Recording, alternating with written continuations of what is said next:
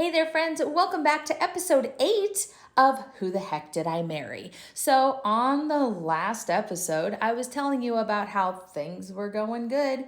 He said, I love you to me. The next day, I said, I love you to him. He was happy. We had had a great evening dancing in Scottsdale, and we were in the car on the way home when he decides to tell me that his ex-girlfriend from Michigan was coming to visit for a week and he wasn't going to talk to me pretty much that entire week. That I needed to be non existent because to her, I was non existent and he was trying to sever clean ties with her and didn't want to hurt her feelings or have her have any bad feelings about the fact that I was involved. He tried to break things off with her before he left Michigan. She wanted to try to keep things going once he had moved to Arizona. So Michigan Barbie comes to town, and from that point on, I think I got a last text message, something to the point of, I'm at the airport waiting to pick her up. And I almost feel like I wish I had those text messages from back then, but I almost feel like he said, talk to you in a week. Because if not, that's the way I felt. That's the way I felt. That basically the way he would talk to you in a week. And I'm like, this isn't like, he's going on a week-long trip to an island in the Caribbean where there's no cell service, right? Like he's going to be 30 minutes down the road constantly. And I know he's hanging out with another girl and I'm supposed to be okay with it. I mean, I can't deny that there were parts of me that wanted to spy a little bit. I mean, memories are coming back to my brain now that I haven't thought about in the longest time. But I almost want to say that he told me not to go to karaoke that week. I was every Thursday karaoke. He was every Thursday karaoke. Of course, since we got together, we had been to karaoke every Thursday. And he told me, you don't want to see this. You don't. Just don't go. You and your friends go somewhere else. Don't go.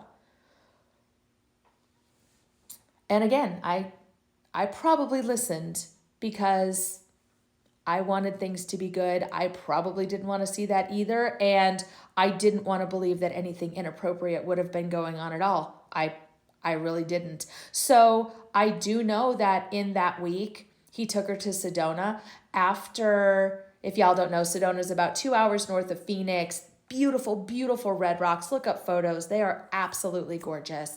And it's definitely somewhere you want to visit if you come to town. If you're into hiking, but there's Jeep tours up there. There's a lot of kind of homeopathic and a lot of things about, they believe Sedona is a center for energy and things like that. So there's a lot of really cool things to see and do while you're in Sedona. So he had took her there. And I know this because he had this camera and, digital camera, awesome from back in the day. And I believe at some point in time, he had put his SD card into my computer to download some photos. And we basically cleaned the SD card off on my computer because he did not have a computer of his own, and going through all the pictures from our first camping trip and us riding his quad and things like that, guess what was gapped in the middle?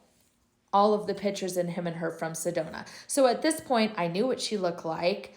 I saw what they did. There was nothing incriminating in the photos. They were all very innocent, like you were touring your cousin or your friend around Arizona. And I had heard nothing different. I believe I did have some friends who went to karaoke that week, friends of friends, because I did hang out with my immediate friends who knew what I was going through and didn't want me to be alone on that evening. But I did hear some friends of friends that they did end up going to karaoke, but nobody told me that they saw anything inappropriate. So I want to believe that the whole week was on the up and up, that he was just being a good dude. This is, what I told myself. Looking back now, anything could have happened that week. I mean, obviously he knew nothing was going to happen with me anytime soon. So did he take advantage of the situation? I don't know. I don't know the honest to God's truth about that, but looking back, I wouldn't be surprised. And that's, again, just how I feel now. So, but all I know is that obviously he did spend time with her. His parents were glad when I came back. He had done enough, from what I was told, to make it very clear that this relationship was not going to happen. So maybe that also means that everything was on the up and up, and nothing happened while she was here, because to my knowledge, he didn't hear from her anymore. And I don't know if he blocked her. I don't know if he lied. I don't know if he got the point across in the end. I don't know. But spoiler alert for coming up, about a year later, I got an email from her. So you're going to have to wait till we get to that point in time to find out about that email. But to my knowledge, at this point in time, everything was done and good, and they're moving on. So, like I said, once she was gone, we fell right back into our groove. Everything was great. We're still going out every single day. At this point in time, I decide to go out and buy a quad, because we're taking his quad out at least once a week. We're taking it near the lake by us to ride. We're, going up, on day trips and whatever.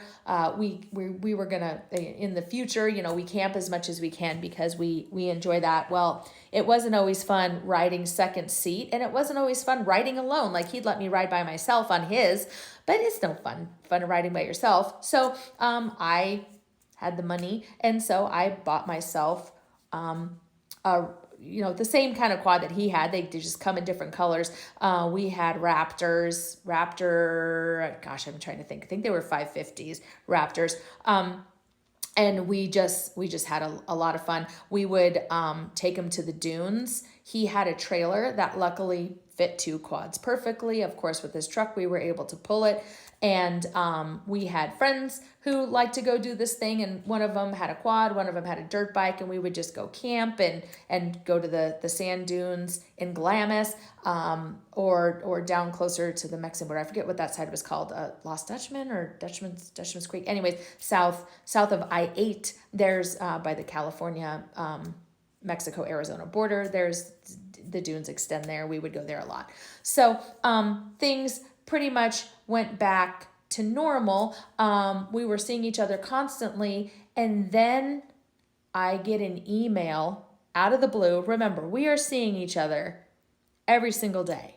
We're texting every single day, many times a day. There are times where he ends up spending the night at my house. We're now, involved enough where I'm letting him spend the night. We're still, being appropriate, but he's spending the night, because again, his house was far away and he lived with his parents, and there were times he spent the night, mostly on weekends when he wasn't going to go to work. But anyways, we are very close, and we're together every day. And I get this email from him while I'm at work. It was to my personal email, but while I was at work, I get this email from him. And basically, he said, I didn't know how to talk to you about this in person, and I just want to give you some things to think about. And then if you would like to email me back about it, that's fine. If you want to wait and talk about it in person, that's fine.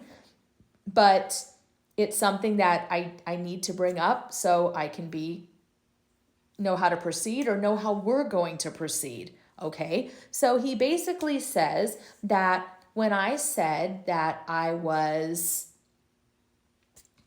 saving myself until marriage, that he did not understand that it meant that I would do nothing. Which more than nothing was happening. So I honestly wasn't even 100% sure what he meant.